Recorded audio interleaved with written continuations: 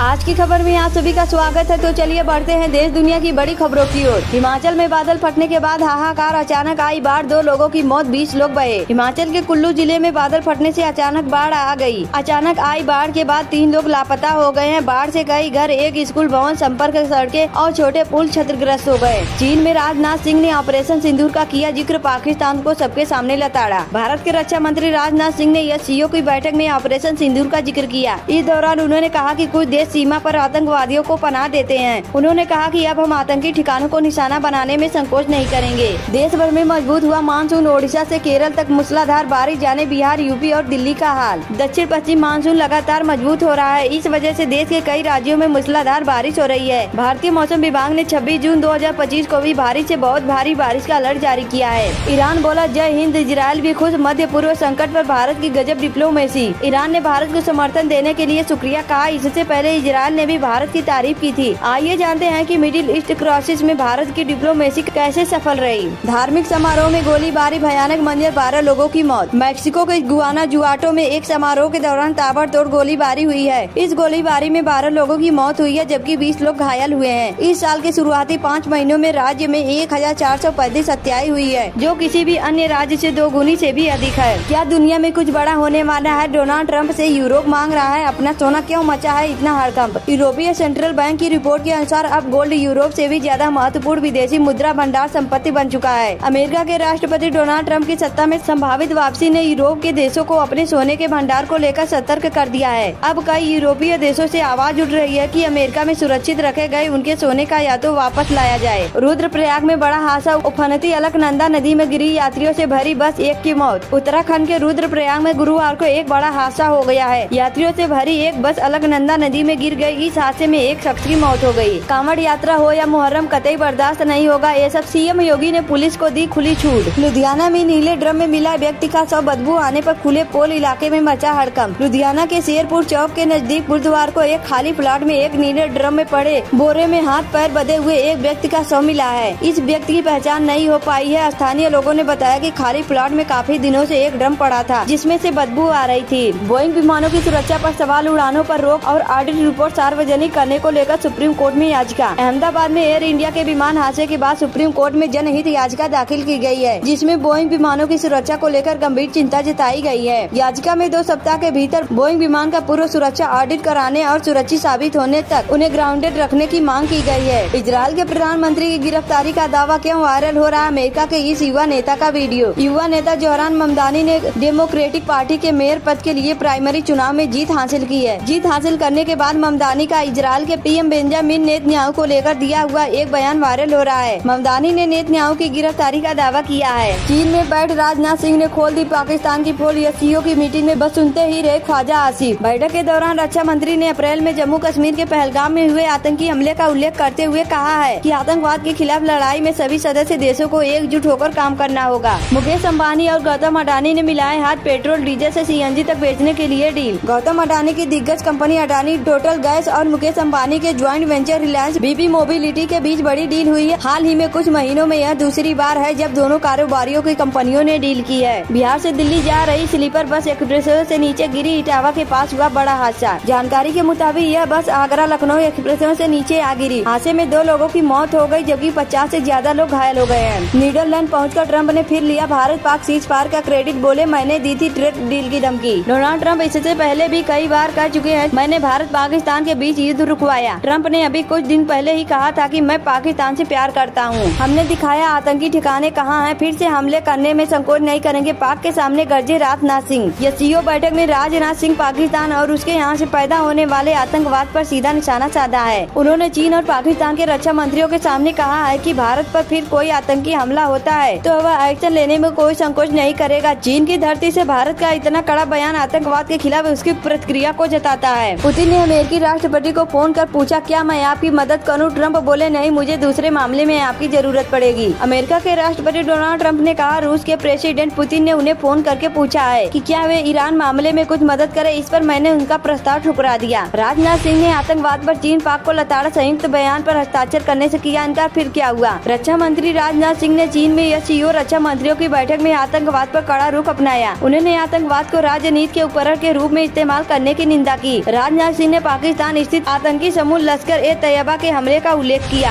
जंग में पीटा ईरान पाकिस्तान की तरह मना रहा जश्न, विजेता नेतन्याहू और ट्रंप सवाल में घिरे। ईरान और पाकिस्तान दोनों देशों में भारी सैन्य नुकसान के बावजूद अपने कथित जीत का प्रचारित किया। ईरान ने इजरायल के खिलाफ अपने मिसाइल हमलों को ऑपरेशन ट्रू प्रॉमिस 3 के रूप में पेश किया, जबकि पाकिस्तान ने भारत के खिलाफ अपने जवाबी हमलों को ऑपरेशन बुनियाद अल मरसूस का नाम दिया।